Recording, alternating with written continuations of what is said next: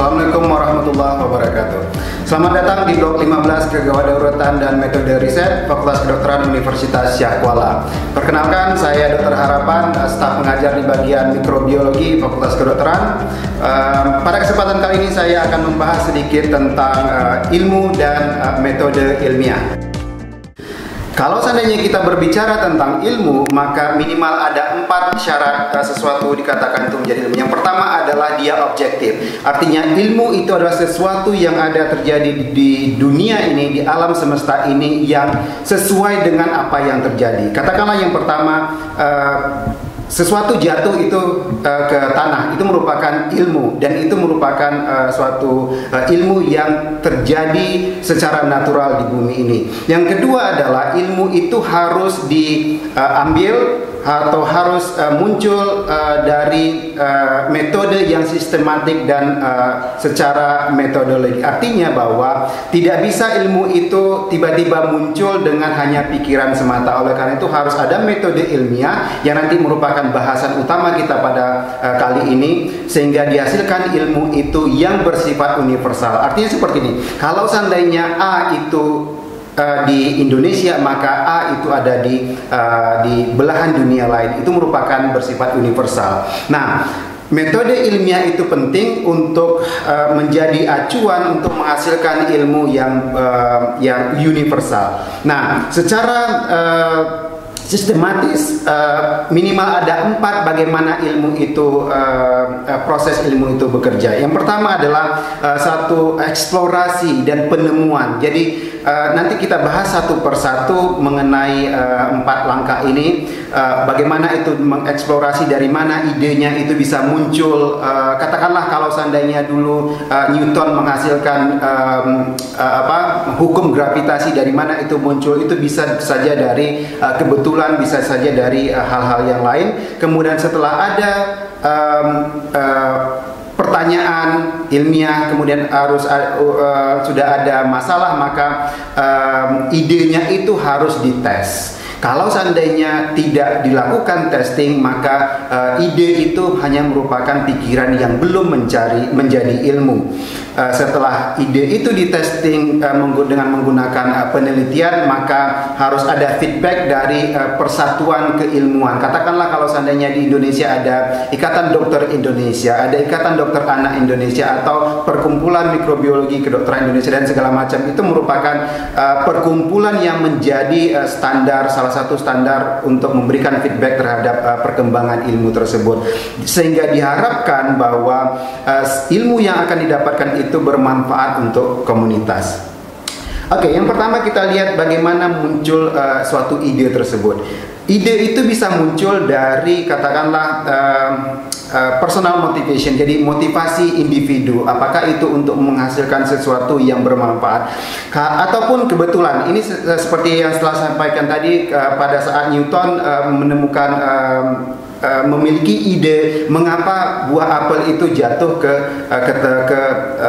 bawah, ke tempat dia, bukan ke samping atau bukan ke atas. Nah, dari ide itu sebenarnya pertanyaannya mudah, tetapi bagaimana cara memberikan penjelasan yang benar itu merupakan suatu ilmu. Ataupun kalau seandainya ada permasalahan yang terjadi di lapangan, kalau seandainya pada saat sekarang kita ada pandemi COVID-19, yang menjadi pertanyaannya adalah bagaimana cara mengobati pasien-pasien kritis ini. Ini merupakan suatu permasalahan yang kita memerlukan cara atau metode pengobatannya. Nah, ini memerlukan suatu metode untuk menghasilkan terapi atau vaksinasi yang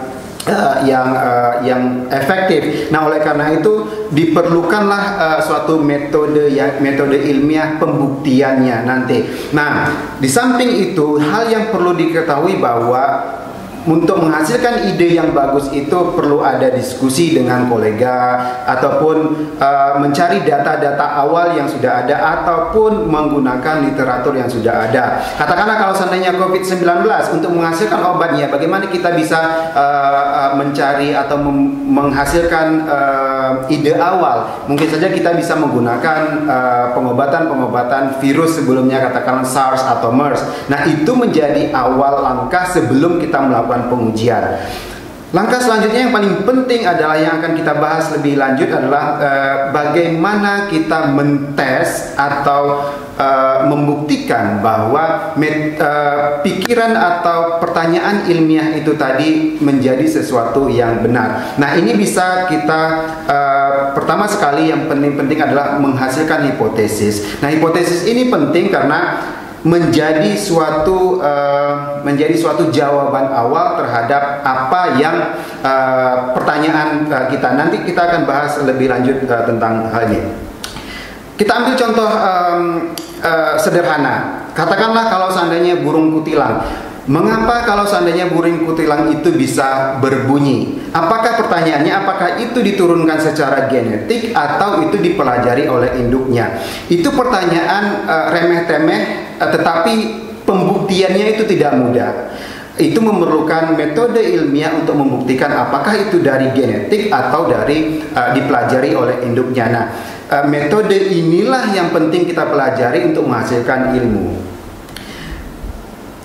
Metode ilmiah tersebut minimal ada 6 langkah. Kalau seandainya sumbernya berbeda bisa mengatakan 7, 9, dan lain-lain. Saya mengambil cuma 6. Yang pertama adalah kita melakukan observasi. Seperti saya sampaikan tadi bahwa observasi ini, masalah ini, pertanyaan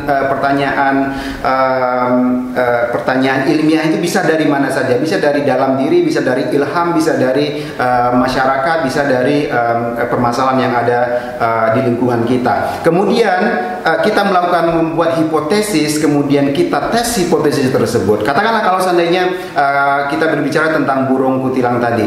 Kalau seandainya saya berpikir bahwa itu diturunkan secara genetik, maka saya harus membuktikan apakah itu benar diturunkan secara genetik atau ada pertanyaan atau ada mekanisme yang lain. Setelah kita lakukan tes, maka datanya kita kumpulkan, kita analisis, baru kita ambil kesimpulan yang mana yang benar. Nah, baru kita komunikasikan hasilnya kepada masyarakat atau kepada pihak yang terkait. Oke. Yang pertama sekali bagaimana untuk menghasilkan masalah atau pertanyaan ilmiah yang baik dan benar. Yang pertama adalah pertanyaan ilmiah itu bisa dari mana saja. Bisa katakanlah dari hidung, dari mata, dari pendengaran, dari segala macam. Katakanlah dari hidung. Pertanyaannya mengapa orang meninggal menghasilkan bau busuk? Itu pertanyaan yang mungkin saja bahwa di masyarakat awam sudah biasa, tetapi kalau seandainya kita ingin mencari jawaban yang benar, yang pasti itu tidak mudah. Apa yang membuat mayat itu busuk atau menghasilkan bau busuk dan segala macam, itu perlu kajian yang ilmiah. Atau pertanyaan yang lain, mengapa pada pasien COVID-19 ada sebagian pasien yang mengalami anosmia? Anosmia itu adalah hilangnya penciuman pada pasien. Nah, ini juga sampai sekarang belum diketahui jawaban pastinya apakah itu karena, katakanlah yang pertama, setelah ada ini maka harus ada muncul hipotesis. Nah, yang kedua adalah membuat hipotesis. Yang pertama, katakanlah kalau seandainya kita ambil contoh pada pasien COVID ini, apakah memang terjadi kerusakan pada saraf-saraf pada hidungnya, atau hipotesis yang lain katakanlah karena adanya badai sitokin. Nah, ini harus bisa dibuktikan. Bukan dibuktikan, harus bisa dijawab dengan menggunakan penelitian. Pertanyaannya apakah nanti hipotesisnya diterima atau tidak, apakah jawaban awal kita itu benar atau tidak, itu bukan tugas dari kita sebagai peneliti. Tugas kita adalah melakukan mentes hipotesis itu dengan metode yang benar. Kalau seandainya metodenya sudah benar, maka apapun hasilnya maka itu merupakan salah satu kebenaran. Nah, harus diingat bahwa hipotesis tersebut harus bisa dites. Jadi kalau seandainya menghasilkan hipotesis harus bisa dites. Kalau seandainya pada COVID yang tadi ada hipotesis bahwa itu merupakan, katakanlah ya, itu merupakan hipotesisnya karena sudah ciptaan Tuhan yang Maha Esa. Nah, itu bukan sesuatu yang bisa dites. Jadi hipotesis itu harus bisa diukur, harus bisa dibuktikan. Setelah kita menghasilkan hipotesis, maka selanjutnya adalah menguji tes hipotesis tersebut. Ini yang sebenarnya yang paling sulit, karena inilah core atau basic dari suatu penelitian. Kita harus menghasilkan metode ilmiah untuk menjawab pertanyaan kita. Kemudian yang paling penting bahwa apa yang kita lakukan penelitian itu harus bisa diukur. Katakanlah kalau seandainya hipotesisnya adalah kerusakan dari saraf-saraf penciuman, apakah itu bisa dites? Bisa. Kemudian terjadinya badai sitokin, apakah itu kita bisa tes? Bisa. Apakah anosmia itu bisa dites? Ada metodenya? Ada. Nah, itu harus sesuatu yang bisa diukur. Contoh lain, sesuatu hipotesis atau penelitian yang tidak bisa diukur. Katakanlah, apakah benar bahwa kepunahan dinosaurus tersebut yang terjadi beberapa juta tahun yang lalu itu karena meteor yang menimpa, benturan meteor terhadap bumi? Apakah itu bisa ada hipotesis yang bisa dibuktikan? Secara kasat mata mungkin tidak, tetapi secara metode yang lain itu bisa dibuktikan, tetapi harus dengan metode yang baik dan benar. Oleh karena itu, bahwa yang paling mudah itu adalah hipotesis kita harus bisa dibuktikan. Itu sehingga bisa kita lakukan penelitian dengan sempurna. Setelah kita melakukan hipotesis, kita menghasilkan hipotesis, kemudian kita uji hipotesis kita, maka hasil akhirnya adalah ada data. Kita ada data, kemudian kita kumpulkan data tersebut dari hasil penelitian kita, baru kita analisis data tersebut. Nah, yang paling penting adalah dalam metode ilmiah, tujuan kita bukan untuk membuktikan hipotesis kita. Ya, hipotesis kita bisa menyatakan A, tetapi hasil dari data kita menyatakan bahwa alasannya adalah B. Maka kita tidak diperbolehkan mengubah data kita untuk menghasilkan seolah-olah jawabannya adalah A, karena A merupakan hipotesis kita. Itu yang tidak benar.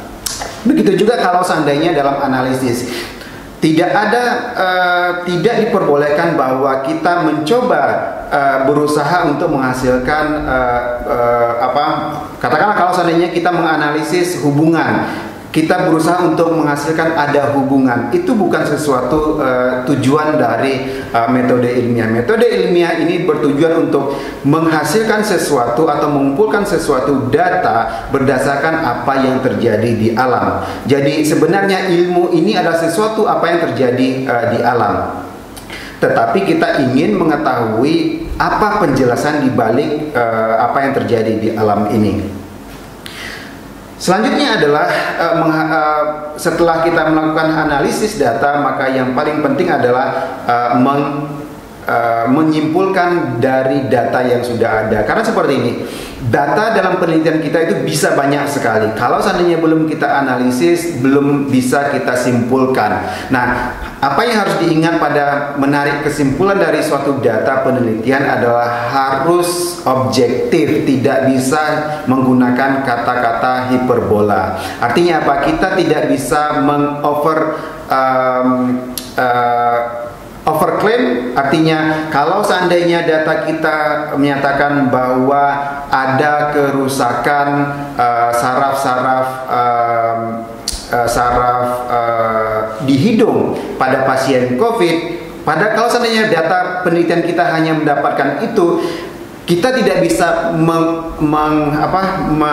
mengoverclaim bahwa itu disebabkan oleh virus SARS-CoV-2, karena kita tidak menilai apakah kerusakan saraf hidung tersebut disebabkan oleh virus SARS-CoV-2. Bisa saja bahwa ada mekanisme lain dari tubuh kita yang menyebabkan kerusakan saraf